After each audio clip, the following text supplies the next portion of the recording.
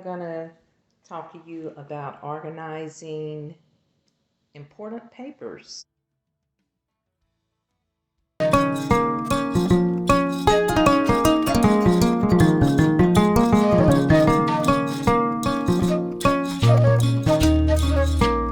all those important papers so that you can get to them easy.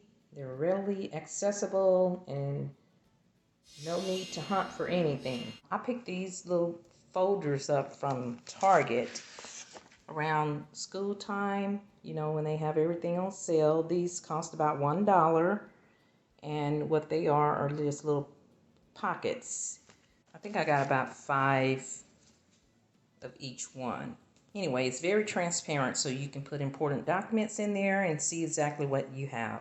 You may want to purchase you a package of sheet protectors. You can also see the good thing about these is they allow you to see what document you have in there. And then, of course, I have this 1-inch binder that I purchased. You always need some staplers because you may want to staple some things together. You may want to use rubber bands, or you may want to use these little clips. These little clips can be used for binding papers together, whatever your preference. I also purchased these little pocket folders, which are transparent as well.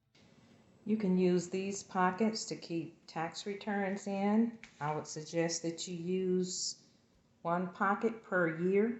You can put a label on there if you have one of those cute little machines to label your documents, or you can write on there with a permanent marker. Just write the tax year.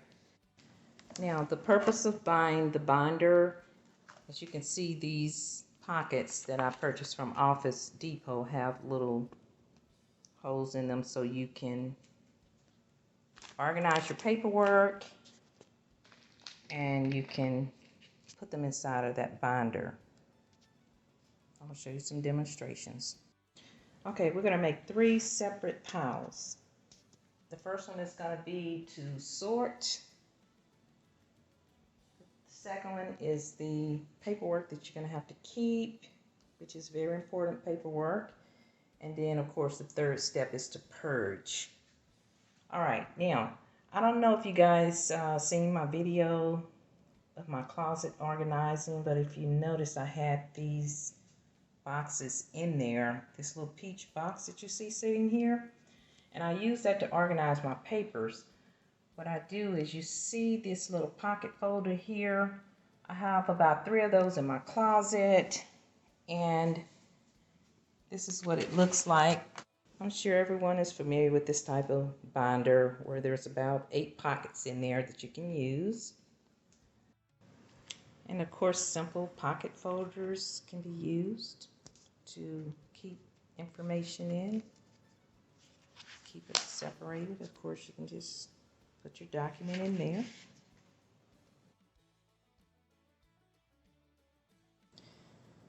Okay, we're going to start sorting. This is my pile of paperwork. And of course, as I stated, for privacy reasons, I'm not going to use real documents except for some of the receipts that I may have. But you want to start sorting your papers.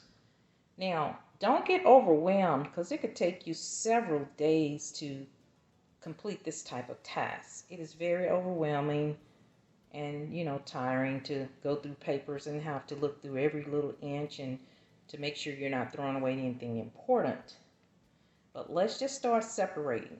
So you're going to separate all of your tax returns in 1 pile. Then you want to put all your life insurance policies in 1 pile, or any other insurance you may have. Do all of your home documents in 1 pile. If you live in an apartment, you want to keep your apartment information, then that's 1 pile for you as well. Then you want to separate all of your receipts into 1 pile. And then let's just make a miscellaneous pile.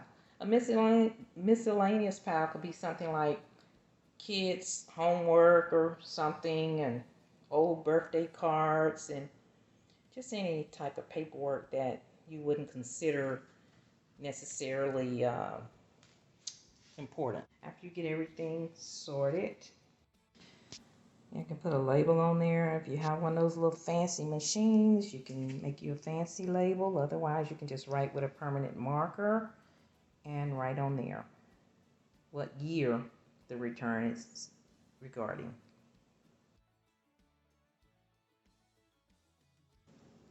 For demonstration purpose. Okay, let's say we're looking at your 2020 tax return. And of course, I'm not going to use a real return for privacy issues. So we're going to take the return and we're going to put it inside of the pocket. See how I've written the 2020 tax year on there? So let's put it in the folder. Okay, so we put it in the folder and we're going to close it up. And then we're going to take it and we're going to put it inside of that binder. All right. Keep each year separated, one return per folder. And as you can see, I have 5 pockets that I put in here to accommodate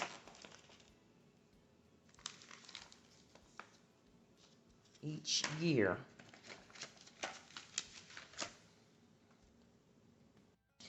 The binder can also be used to keep insurance policies in here. For instance, life insurance policies. You could do one for a pocket for each family member. This binder can serve multiple purposes for a well-organized system that's easily accessible. And of course, it's the 1-inch binder. You can always use a thicker binder. Okay, here's a demonstration of some things that you can keep in these pockets. As you can see, I have receipts in there. And of course, these are receipts that I'm going to throw away. But anyway, if this just pretend like they're large appliances or expensive electronics, it's transparent. You can see the receipts. You can also put receipts in the back. And then once you've filled up your pocket and all your materials,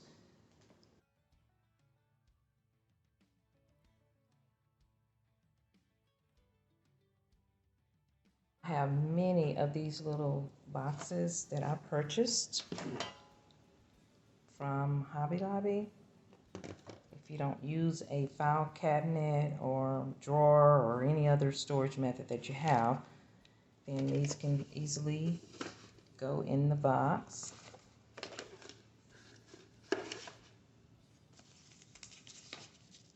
And you can put as many in there as, of course, it'll hold. And close it up. And close it up. And there you go. You can store this in the top of your closet or in the bottom of your closet or wherever you keep your important papers. They'll be easy to find when you need them. You can use these pockets to store your appliance receipt along with the instruction booklet and warranties. There are endless things that you can do with these sheet protectors. The good thing about it is they're inexpensive. They come 50 count or less. You can get them in a less package as well. I think these probably only cost about $3. If you want to keep your birthday cards, graduation, anniversary, or any special card that means something to you, go ahead and put them in one of those sheet protectors. Put them in the binder. You can do as many as you want. I'm still using the 1-inch. You can label the top of that as birthday cards or special cards, whatever you want to name it. But there's a neat way of keeping that organized without just having them thrown about the house. And of course, you may want to keep some of your children's projects, special items. Just keep those items also in the sheet protectors and put them in a binder. Don't forget to label your binder as kids projects or special moments.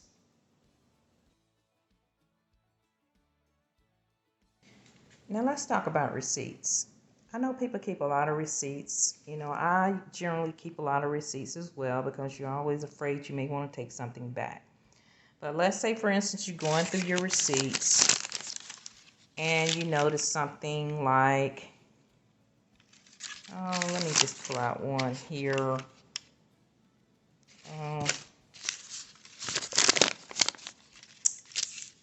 What about some food? It's Snappy Salads. Well, I've already eaten that food. I don't think I'm going to be able to take it back. So what would be the purpose of me keeping that receipt? This is a good way to start purging. It's not necessary to keep every receipt that you've made every purchase for. Start getting rid of some of that stuff.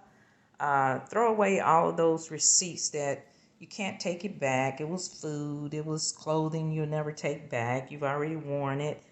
Really only receipts that you may want to hold on to would be things like appliances, electronics, or big furniture purchase items.